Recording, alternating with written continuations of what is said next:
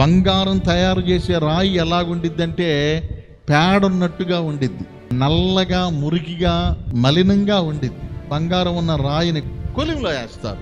ఆ రాయిలో ఉన్నటువంటి పనికిరాని అన్ని కార్బన్గా మారి ఆవిరైపోయి బాగా అగ్నిలో వేసినాక వేస్ట్ అన్ని కరిగిపోయి చివరికి నికాసైన బంగారం వచ్చిందంట. అలాగే మానవ జీవితాన్ని పరీక్షల్లో గుండా పోనిస్తేనే మనిషి గుణపరచబడి మనిషిలో ఉన్న పాపం వెళ్ళిపోయి మనిషి శుద్ధ సువర్ణము వలె తయారవుతాడు. నిన్ను దీవించడం కోసము, నీకు ఉన్నతమైన అభిషేకం ఇవ్వటం కోసము దేవుడు పరీక్ష చేస్తూ ఉంటాడు. ఆ పరీక్షల్లో నువ్వు సనుకోకుండా, నువ్వు దిగజారిపోకుండా, నువ్వు బాధపడకుండా, నువ్వు ఓర్పుతోటి ఆ పరీక్షల్లో నిలబడ్డావంటే సువర్ణము వలె దేవుడు నిన్ను చేస్తాడు. హల్లెలూయా.